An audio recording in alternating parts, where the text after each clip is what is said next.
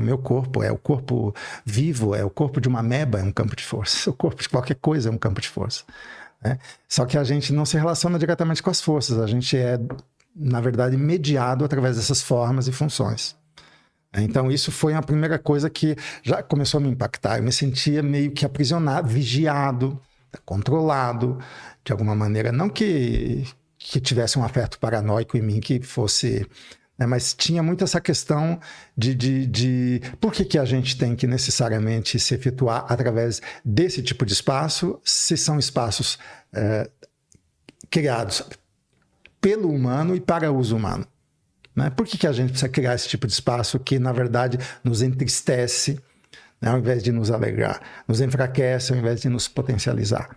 Né? Então eu comecei a questionar a produção afetiva operada pela máquina espacial.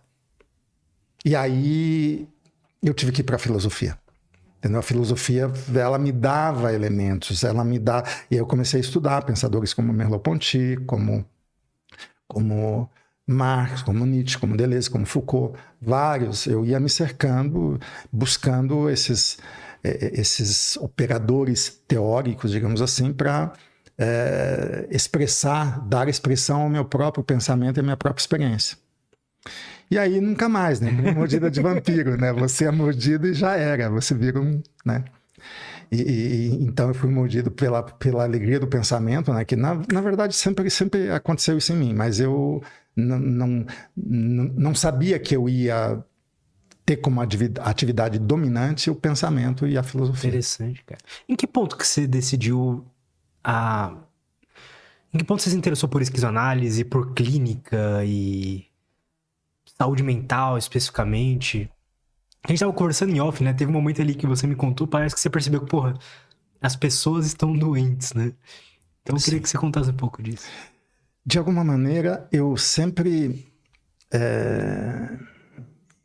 entendi que a doença, né, o adoecimento, ou melhor ainda, nem existe a doença, as linhas de morbidez, aquilo que nos põe numa linha de decadência, né, tem muito mais a ver com a maneira de viver do que propriamente com entidades malévolas que nos atacam, nos destroem, né? E a maneira de viver também é a porta de entrada para os maus encontros. Assim como pode ser o contrário, uma porta de entrada para os bons encontros. E a filosofia, o pensamento, assim como eu fiz isso com a arquitetura, né? A arquitetura como extensão do corpo, a produção do espaço como extensão do corpo, também o pensamento com a ampliação dos horizontes. Ampliação dos horizontes e o acesso àquilo que nos constitui. Nossas forças, nossa essência, o que nos faz viver, o que nos faz existir, o que nos faz agir assim ou assado, o que nos faz decidir. Né? Esse instrumento fantástico que é o pensamento. E que não é nem exercido por um eu, muito ao contrário, ele é uma força da natureza, o pensamento. O pensamento pensa. Né? Já produziu um impacto clínico nas pessoas. A maneira de falar, a maneira de ensinar. Muitos me diziam, olha, não faço mais análise, saí da minha análise. As aulas já são suficientes. Interessante. Né? Então, eu sempre senti essa potência clínica do pensamento. Pessoal, não sei se vocês repararam, mas o convidado de hoje estava usando a Insider que ele ganhou no primeiro encontro que a gente teve aqui. Eu tava conversando aqui com ele no off, ele falou que, cara, realmente tudo aquilo que eu falo que é a melhor roupa que você vai usar na sua vida. Então, qual que é o que eu falo pra galera da Insider? Experimenta uma vez. A gente sempre fala, né? Não precisa passar, não ficou dor e todas essas coisas que todo mundo que já ouve essas propagandas sabe. Mas eu convido vocês a experimentar uma vez. E aproveitando, nesse mês, se você utilizar o cupom LUTZ, né? LUTZ, ou clicar no link que tá na descrição, que ele já aplica o cupom sozinho. Você, se for a sua primeira compra, né? Você é um cliente novo, você tem aí 20% de desconto. Então, realmente vale bastante a pena se for a sua primeira vez. E, além disso, além desses 20% de desconto, dependendo, tem alguns itens lá no site que já estão em promoção. E utilizando esse cupom, você pode chegar até 30% de desconto.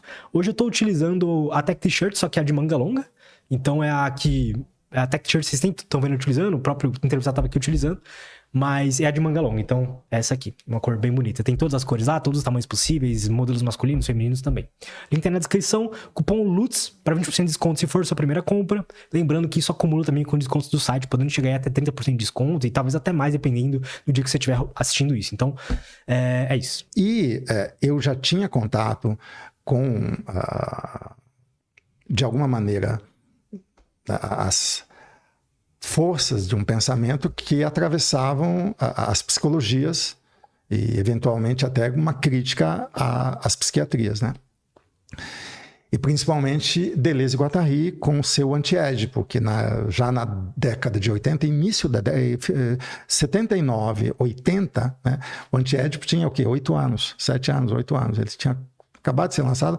E o segundo tomo do Capitalismo e Esquizofrenia, que é o título maior, né, que seria o segundo volume, que se chamou Mil Platôs, foi lançado em 1980. Então eu logo entrei em contato com esse tipo de pensamento e no antiédipo eles já traziam a ideia da esquizoanálise. Era uma crítica radical à psicanálise. E as psicologias e a psiquiatria instituída. Por quê? Porque as psicologias e psicanálise sempre tiveram muito voltadas para o indivíduo e para a família. Como se o indivíduo tivesse uma natureza interna, fosse uma espécie de átomo, né, solipsista. Então, é ele que é o edipiano, ele que tem a culpa, ele que é o castrado e tal. Como se nós não fôssemos produtos também, não só produtos, de uma máquina social. Uhum. Então eles retomam essa dimensão política, social, cultural, histórica e colocam em primeiro plano, e não o indivíduo ou o eu. O eu e o indivíduo são produzidos socialmente. O meu eu não é a minha essência, o meu eu é um outro em mim. Mas o que há de mais íntimo em mim, a minha individualidade. A tua individualidade. O capitalismo emergiu no século do 18 para o 19, aliás, do 17 para o 18. E ele só emergiu porque os ingleses souberam inventar um Estado para ele, porque já tinha a possibilidade dele emergir lá no século XIII, por exemplo, em Veneza, ou no século XVII em Amsterdã, na Holanda. Todas as condições, exceto um Estado próprio para isso, que fosse um gestor de fluxos. Porque os Estados anteriores não eram gestores de fluxos, eram sobrecodificadores de corpos e mentes. Uhum. Né? Então, esse novo tipo de Estado, os ingleses souberam inventar, lá com a Revolução de Cromwell e a questão da monarquia parlamentar. Né? Aí que se inventou um jeito novo de fazer com que a produção material, né, fosse o modo de produção material e de relações de sociabilidade ocupassem o comando político também, que é a tal da economia política, né? Aí que você vê que a economia ela já tem um aspecto necessariamente político e aí a burguesia começa a comandar. Né? Os nobres ficam em segundo plano e a burguesia toma o poder. Né? Então, é assim que emerge o capitalismo. Né? Porque uma coisa é o mercantilismo. Sempre existiu o mercado. Não, cara, nem sempre existiu o mercado. O mercado é muito mais longevo do que o capitalismo. Né? As pessoas confundem mercado com capitalismo. Né? Mas é o mercado. Bom, mas não necessariamente o mercado é capitalista. Pode ser outro tipo de mercado. Mas, enfim, ok. Então, o que eu quero dizer com isso simplesmente é o seguinte, é que há uma formação social. O Foucault foi um grande pensador do século XX, um pensador francês, que investiu muito na descontinuidade dos processos de formação, seja social, seja subjetiva, seja individual. Ao contrário, por exemplo, de um pensador como o Bergson, que investe na continuidade. Ambos são essenciais. Mas o que é interessante em Foucault? Foucault vai dizer assim, cara, não é da mesma maneira que a gente pensa, sente e vive, né? hoje em dia, e como um grego vivia, como um romano vivia, como um etrusco vivia, como um chinês, um hindu, um primitivo, não é a mesma sensibilidade, não é a mesma maneira de se produzir ideias, não é a mesma maneira de se mover, não é a mesma maneira de usar o que te acontece. É um outro mundo, é uma outra vida. E então ele vai dizer que existem essas formações sociais. Claro que isso não é ideia apenas dele, o Nietzsche muito antes já dizia isso, né, os cortes, enfim. Mas o que o Foucault faz? Ele vai descobrir que a nossa sociedade, ela não funciona mais por um regime de soberania como funcionavam os regimes anteriores. Né? A queda da Bastilha é a queda do regime de soberania da França, por exemplo. Mas vários outros foram assim. Os Estados Nacionais, eles ainda eram... Eles emergiram no século XVI, XVII, os Estados Nacionais. Né? Até hoje eles são dominantes, ainda que haja um império, né? Que manipula os Estados Nacionais. Mas os Estados Nacionais, muitos deles eram regidos por reinos ou regimes de soberania. E o Foucault vai dizer que, com a formação capitalista, se cria um outro tipo de poder, que ele vai chamar de poder disciplinar. Então, ele vai dizer que as sociedades, hoje em dia, são sociedades... Você tem que fazer com que as suas forças se libertem, o quê? Das amarras sociais, dessas formas de produção, de individuação, né? E de pessoalidade em mim. A pessoa em mim, ela tem duas dimensões, uma dimensão moral e uma dimensão especulativa. E o indivíduo, ele tem essa dimensão orgânica, né? Precisa ter um corpo organizado, que é o contrário do corpo de um vagabundo, do corpo de um perverso, do corpo de um delinquente, do corpo de um doente. Tem que fazer um corpo normal, um corpo eficiente, entendeu? Então, o corpo tem que ser organizado e o sujeito, ele tem que ser moral, então é o lado prático, né? Do desejo. Ele tem que ser moral, ou seja, ele tem que ser responsável pelas suas paixões, né? Ele não pode chegar a vazar, fazer de qualquer maneira. E ele tem que se controlar, né? Senão a camisa de força dele. Aí tem vários, né? O contém daqui, contém de lá, porque nosso desejo começa a se tornar perigoso para a sociedade. Ele tem que ser moral, então. E, além disso, tem que ter uma dimensão especulativa, ou seja, ele tem que ser capaz de pensar, ele tem que ser capaz de encontrar a verdade, se relacionar com a verdade. Qual verdade? A verdade necessária ao funcionamento da máquina social. Né? E aí vira uma grande máquina de produção disso tudo. Né? Porque como é que você produz o critério da verdade? Como é que você vai incentivar e inocular, investir no corpo e na mente e nos afetos das pessoas para que elas se tornem esse sujeito responsável moralmente e competente racionalmente, com um corpo organizado que não é o de um vagabundo, de um perverso, de um louco, de um doente, né? Ou de um delinquente. Né? Então, o corpo eficiente... o desejo responsável moralmente, uma pessoa responsável, e um pensamento objetivo formado formado, né, numa verdade e reprodutor dessa verdade. Né? E no máximo ele pode ser um descobridor de novas verdades, não pode ser inventor. Sim. Tem que ser um descobridor. Né? Descobridor do quê? Do que já estava ali, que serve a essa máquina social, mas que ainda não estava sendo utilizado. Então ele descobre coisas. Né? Então imagina, a vida toda aprisionada nisso, o corpo aprisionado nisso, o pensamento aprisionado nisso, o nosso campo afetivo aprisionado nisso. Então, o Foucault, a grande obsessão do Foucault era dizer assim, cara, como é que eu posso ser outro que não esses que estão aí? Pois é. Tipo, eu não quero ser igual os meus pais, os meus pares, o que a sociedade me oferece. Né? Ele vem de uma família de médicos. O Foucault, logo cedo, ele tenta o suicídio. Ele diz, porra, não aguenta isso que está aqui. Ele, acho que 18, 19, eu não sei exatamente a idade dele, muito jovem. E ele fez psicologia, depois que ele vai para a filosofia, enfim. Então ele queria ser outro, ele queria fazer de si, assim como Spinoza, um ser livre. Né? E ele diz, mas como é que eu vou ser outro, né? Nessa bolha do saber que nos envolve, essa cultura, esse saber, essas formas de saber. Essas formas de saber, elas formam um limite tal que é difícil de ultrapassar. O que ele começa a perceber? Então, a primeira fase da obra de Foucault é toda uma investigação sobre o que é o saber.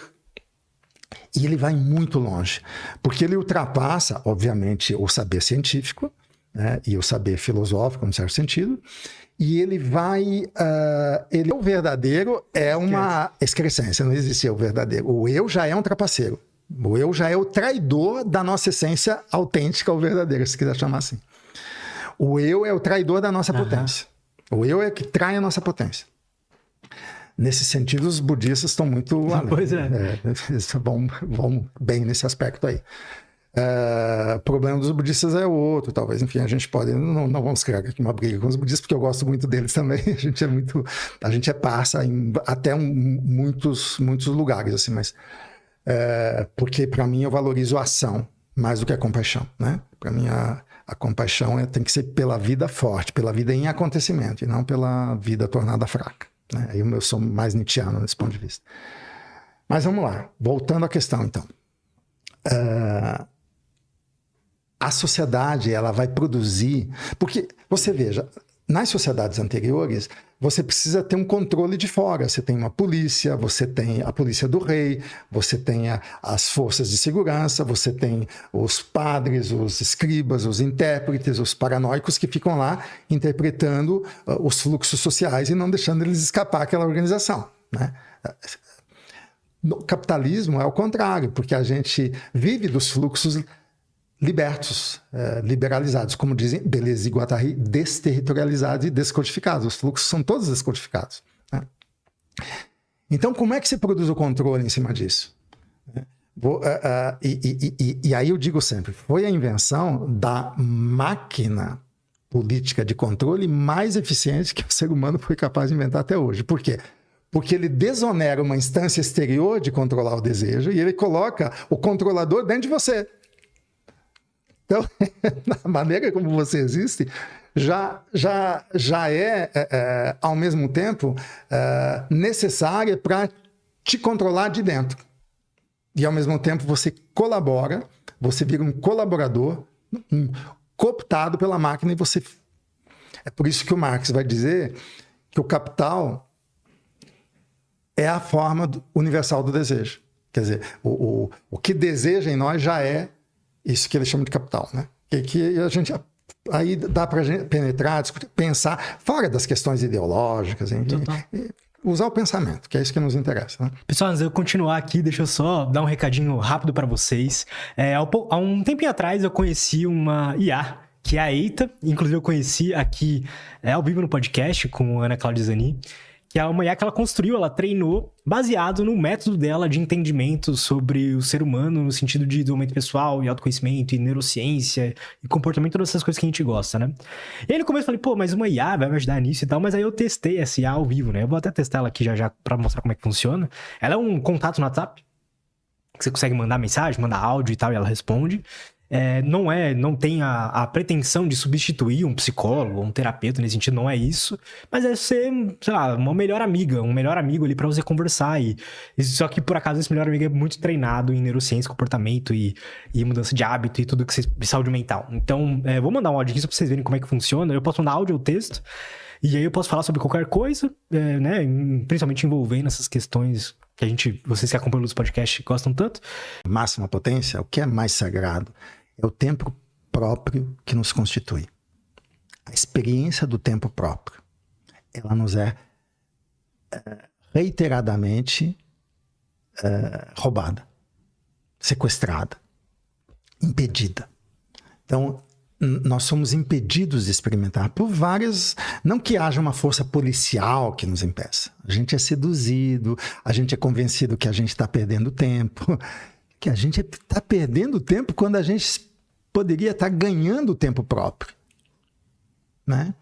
Então há uma sacanagem de base aí, assim, que é investida por crenças e desejos, né?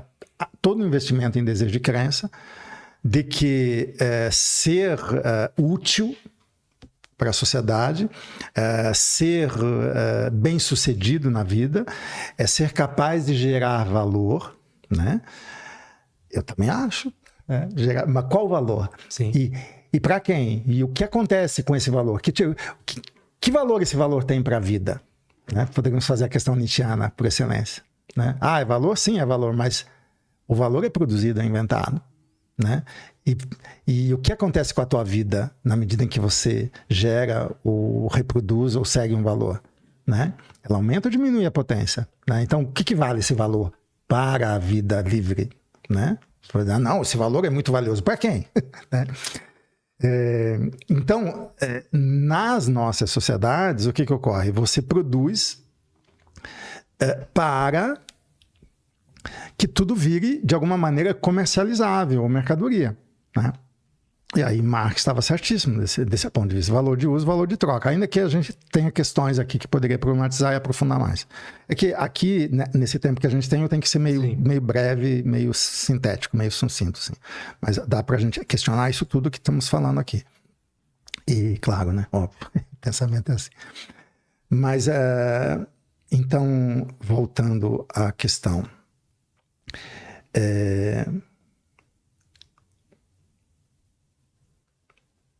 produzir valor, né? Você é investido, né, para que você use o tempo, né, e os teus movimentos, o teu corpo, o teu desejo, você entregue a eles a uma atividade que seja reconhecida socialmente. Sim. Né? E aí você vai ser um cara legal, um cara bacana, um cara, né? Você vai ganhar 1000 medalhas, você vai ser recompensado de várias formas. Cara, a escola é muito boa em fazer isso, né? Muito. A escola vai te falar, ó, você tem um tempo pra brincar, sei lá, na sexta-feira é o dia de você trazer o seu brinquedo. E aí, de tal hora até tal hora, você vai estudar essas coisas que você não quer estudar, mas você precisa, eles vão falar pra gente, né? E se você estudar, você vai ganhar um prêmio, você vai ganhar uma nota, né? E se você não estudar, o que vai acontecer? Você vai perder um ano, você vai repetir o ano. Exato. E olha o tanto de coisa, o tanto de, ideias parasitas. Ideias parasitas vão entrando na nossa cabeça, né? Sobre essas coisas. E olha E olha a sedução barata que ocorre aí, porque aí eles te dão um tempo para você brincar como uma recompensa. Qual que é a recompensa? É você se dispersar. Porque daí... Então, o que acontece? E a gente pode ter a crítica que quiser a Marx, aos marxistas e tal, mas Marx falou uma coisa genial e ninguém pode desmentir esse fato. O que é o fato? O fato é que, de um lado, há um acúmulo de energia, né, que vira capital, e, de outro lado, há uma energia humana disponível ao máximo. O que um capital quer? Que ele tenha o máximo de energia disponível para ele. O máximo. Então, todos nós somos virtualmente essa energia disponível. Então, aí uma criança nasce no meio familiar, que já tem aquela ideia, o que vai ser quando crescer? Não pode ser um parasita aqui dentro da família, não pode ser isso, já vai encaminhando, aí vai para a escola, aí lá você vai... Aí daqui a pouco você está disponível para o mercado, disponível para ser engolido. Não que necessariamente vai acontecer isso com você, eu também não estou aqui nessa coisa conspiratória e paranoica, né? Mas há uma tendência dominante a fazer isso com as nossas vidas. Né? E aí você precisa descolar a vida da sua zona de acontecimento. Do horizonte imediato do acontecimento da vida. Então não interessa mais a tua brincadeira, o que se está experimentando, o som que se está ouvindo, você lá como um autista, um catatônico no teu canto. Não, vão te chamar, ó, vem cá, faça isso, se ocupe com aquilo. Vai ter ali uma máquina o tempo inteiro em cima de você para dizer, agora é hora de fazer isso, agora é hora de fazer aquilo. Ah, não, esse não é o lugar certo, você está fora de lugar, aqui você está inoportuno, aqui é o lugar certo para fazer isso, né? E isso de útil, para não perder tempo. Qual tempo? O nosso tempo está sendo desperdiçado porque a gente não é valorizado o quê? Esse horizonte do acontecimento em nós. Isso que é a experiência do tempo em nós. Isso é desqualificado desde o começo. Assim como é desqualificado os nossos movimentos intensivos. Os nossos movimentos intensivos, eles são virtualmente perigosos. Por quê? Porque eles não têm finalidade. Entende? O tempo não está destinado a isso. O tempo não é o tempo do bom senso, o tempo cronológico que vai de um começo, meio e fim. Uhum. O tempo é um tempo circular intensivo. Ele é ao mesmo tempo que é passado, é futuro. Ao mesmo tempo que ele vai, está acontecendo algo aqui no passado que eu me tornei. Né? Então, o tempo ele é paradoxal. Ao mesmo tempo, ele está em relação com fora e com dentro. Né? O dentro como passado, fora como futuro. Então, ele está, né, é esse circuito. Ele não é linear. Mas a gente é fixado no tempo linear, que é o tempo judaico-cristão, inventado por essa sociedade ocidental. Esse tempo é dominante em nós. Mas você vai ver em várias outras culturas, não é a maneira que as pessoas experimentam o tempo. Né? Então, isso a gente já é grampeado, vamos usar esse tempo, né? Grampeado numa finalidade. Assim, que o quê? Que ele está exercendo a sua vida ao mesmo tempo que ele está se potencializando. Então, não é falar o que o outro tem que fazer, é contagiar pelo próprio modo de viver. Né? Ou seja, isso é possível. Isso não é um sonho de um louco alucinado que fica imaginando, idealizando. Olha que ingênuo que o cara é. O mundo dele é um mundo de Poliana. Né? Tipo, né? Você pode entrar numa dessa, mas nossa, mas é tão bonito, essas ideias são tão bonitas, mas pena que isso é impraticável, né? Não tem isso direto. Então, cara, isso é a estupidez de quem está separado do que pode. E que cria teoria ainda em cima disso. Né? Então, todo o nosso desafio, todo o nosso combate é voltar a ligar a vida ao que ela pode. Você dizia lá no início, você me fazia a questão, por que você foi para a esquizoanálise, para, né, investir na saúde mental, essa coisa toda? Justamente porque houve uma época, e aí tinha esse efeito da filosofia, que eu dizia lá no começo, né, efeito clínico da filosofia. Eu passei uma década ou mais, 2 décadas exercendo a filosofia dessa maneira, e aí eu disse, cara, tem que levar o pensamento, já dizia o Lefort, até você vê isso em filmes de Godard, né, dizendo assim, é preciso levar o pensamento para a política, porque a política é exercida sem pensamento. A política é exercida por uma razão, por uma racionalidade, que é a racionalidade do poder que interessa, né? Mas não é o pensamento que amplia e que é pleno da vida e da natureza. É uma racionalidade. Então não dá para confundir razão com pensamento. Então, falta pensamento na política. Para exatamente a gente criar uma política do desejo, e não essa política politiqueira dos partidos, disso, daquilo, esse teatro que é a política, né? Essa representação, esse palco de marionetes, né? E quem comanda não são nem os políticos são só marionetes dos comandantes que são invisíveis, né? Por exemplo, o Brasil, um dos comandantes do Brasil é o Kassab. O cara ele não é político, ele não se elege praticamente, quase nunca, né? Ele se elegeu prefeito de São Paulo, né? Mas ele está lá por trás de vários políticos, né? Na esquerda e na direita, está lá mandando, né? Quer dizer, esquerda ele tenta cooptar, não sei, enfim. Então, a política é esse palco. Mas a grande política, como falava Nietzsche, ou então a micropolítica, como fala Foucault e Deleuze, a microfísica do poder, né? Entrar nesses... Como é que o afeto é político, necessariamente, né? Então... E aí eu queria levar o pensamento até para os partidos, né? Ou para seja lá quem fosse, vamos fazer uma política com pensamento, né? Ninguém se interessava. Eu queria pensar as formações sociais, pensar os vários tipos de Estado, os vários tipos de governo, os vários tipos de produção material e de relações de sociabilidade nessa produção material. Ninguém se interessava. E aí foi isso, 2011, 2012, 2013, que estava aquelas coisas da primavera, vai para o movimento MBL, povo na rua, aquela coisa toda, piedosa. Por quê? Porque temos piedade de nós mesmos. Tadinho de mim, tadinho disso, daquilo que, naquele momento, né, eu vivi isso, eu não merecia isso, eu fui vítima, eu fui... Então, esse modo também de a gente maldizer a dor é porque a gente não soube lidar com a dor que aconteceu, que nos habita, que nos provoca. Ao invés de a gente aprender a ver a dor como aliada. Uhum. Né? A dor como aliada, ela é uma amiga da criação de espaço de respiração, digamos assim. Estou inventando aqui uma coisa. Ela é amiga da criação de distância. Ela é amiga da invenção de espaços de liberdade, podemos dizer assim. A dor, ela está dizendo aqui, olha, por aqui você se cola e se sufoca. Por ali você começa a respirar. Então ela está ali exatamente para não deixar você se sufocar. Não deixar você se amordaçar. Né? Então a dor, ela é uma aliada fundamental. Por que a gente joga fora a dor? Dizendo que ela é um mal. Ah, mas produziram essa dor em mim. Então aproveita. Tudo bem, o outro pode ser um sacana, pode ser uma coisa terrível, pode ser um fascista, pode ser, né? A gente aí tem que ter mesmo, também tem, né, o combate exterior, mas sobretudo é preciso você saber usar o que te aconteceu. Esse ponto é essencial. Existe uma arte de usar os nossos afetos.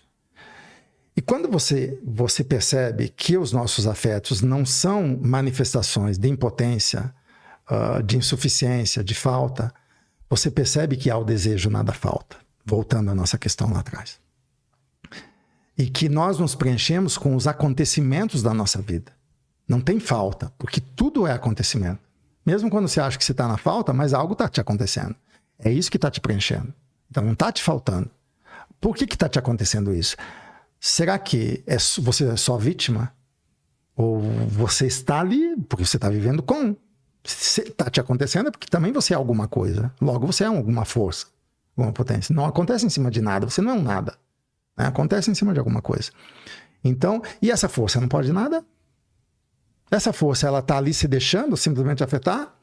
Ela não pode agir ou reagir dessa ou daquela maneira, modificar a maneira de receber, modificar a maneira de perceber o que está ali acontecendo, modificar a maneira de usar o que está ali acontecendo, usar isso como combustível de criação. Será que ela não pode nada disso? É claro que pode. Né? Então, ao invés de a gente ficar sonhando com revolução, e eu sonho também, não vou dizer que não, né? Mas é importante entrar num devir revolucionário, ou seja, revolucionar o próprio modo de vida. Né? E, de novo, isso não é uma questão individualista. Isso é uma questão de maneira de viver, né? Que necessariamente atinge indivíduos e coletivos, imediatamente. Então, investir nos modos de viver, as maneiras de viver. É aí que você aprende, então, a se despregar do quê? Daqueles grampos de finalidade que eu dizia lá, que é posto na nossa testa. Finalidade para o pensamento, finalidade para o desejo, finalidade para o corpo. Você aprende que, na verdade, né, para encontrar a necessidade do acaso, fazer do acaso uma força em você. Né? Fazer da tua vida, que é casual, uma necessidade. Por que a minha vida se torna necessária? Né? Então, cara, no fundo, a existência, esse campo da existência, esse campo dos encontros, é um campo de batalha. Né? É um campo problemático. E tem alguma coisa de errado? Não, cara, isso faz parte da perfeição. Né? Ou seja, sem esse campo de batalha, essa provocação, eu não me diferencio. Por que eu tenho que me diferenciar? Bom, aí, como diria o Cazuza, nós somos cobaias de Deus. Né? A vida nos obriga a nos diferenciar. Nós somos instrumentos de diferenciação desse ser absoluto. Nós somos esses instrumentos. Né? Tudo é meio. A terra é meio, uma ameba é meio, uma formiga é meio, uma abelha, uma girafa, o sol, o universo, tudo é meio de diferenciação dessa potência absoluta. Né?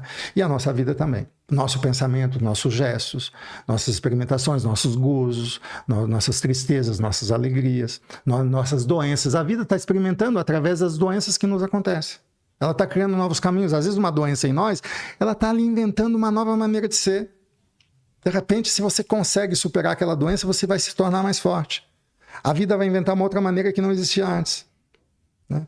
E o que é mais forte? Mais forte para esta maneira de existir. Ela fica brincando com os modos que ela cria. Né? A Terra é isso. A Terra ela inventa os Trumps da vida, inventa as coisas dos seres mais bizarros e os mais interessantes. Ela está inventando e jogando com isso. É um campo experimental. Né? Então, nós somos esses seres que se diferenciam. Nossa questão ética e libertária é: nós podemos tomar isso nas nossas mãos? Tomar a vida nas próprias mãos e dizer: sim, eu gosto dessa coisa que é existir se diferenciando. Eu gosto dessa coisa que é existir se diferenciando e tomando as rédeas dessa diferenciação.